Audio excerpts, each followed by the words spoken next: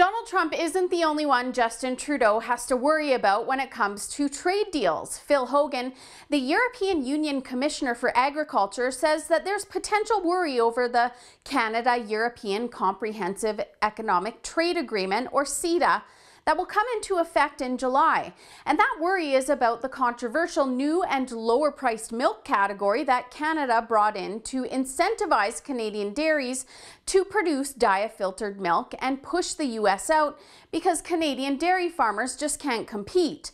The Canadian government says that they can be counted on to follow the rules, but the new category and lower prices for diafiltered milk skirted the rules of NAFTA, so the EU is right to be wary. The move caused a sharp drop in US imports into Canada, which are worth around $133 million. And of course, this has President Trump wanting to renegotiate NAFTA. It's really just yet another protective measure that the government has put in place to shield Canadian farmers from competition.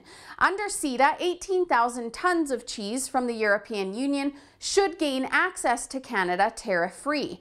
That equates to about 2% of the Canadian market. Canada will also gain access to the European market duty-free. Currently, there's a 250% tariff on European cheeses entering Canada. Another point of contention is Canada's restrictive supply management system, which is yet another protectionist measure put in place by the government.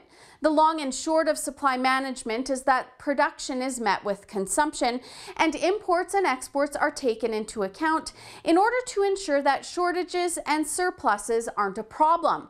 Farmers buy quotas to get a slice of the pie, and these quotas are expensive. Actually, the entire system just makes everything more expensive for us. Under the New Deal, new entrants will get 30% of the quota, while farmers in Canada want all of it to themselves.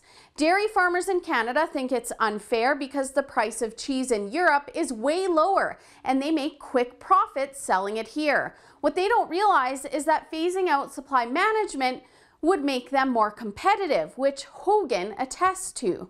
He says that since the European Union phased supply management out, which limits growth and increases prices, that there's been a surge in dairy exports with the potential of entering into new markets as well. So not only is supply management costly, but it restricts production and growth into other markets.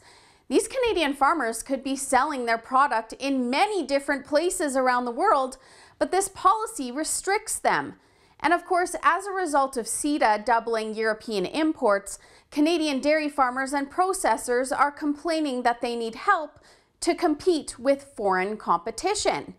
They calculate combined losses of up to $346 million, not including losses to the Canadian economy and job losses, where the domestic cheese market is growing and Europe stands to take some of that market.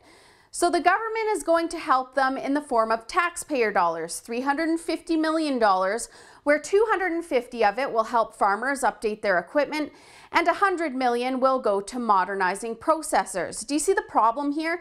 It's pretty clear to me that the government meddling and protectionism is making the dairy industry less competitive. You don't become more competitive with government dollars. It means that you can't compete at all. It's a vicious cycle of protectionist measures like supply management and millions of dollars, sometimes even billions, granted in government subsidies in the form of taxpayer money. It's a lose-lose situation where farmers are expected to pay ridiculous amounts of money for quotas and consumers pay more for everyday dairy products like milk and eggs. We pay a shelf price for these products, and then we pay the added hidden costs of subsidies for them. Obviously, it will be expensive for us to get out of this cycle. The industry has counted on this program for decades, and it will cost us billions to buy out quotas. This is a contentious issue, especially for dairy farmers, but if what Hogan says is true, abolishing this system once and for all will benefit Canadians in the long run. For the Rebel.media, I'm Holly Nicholas. Thanks so much for watching. Don't forget to hit the subscribe button so that you don't miss out on any of our latest.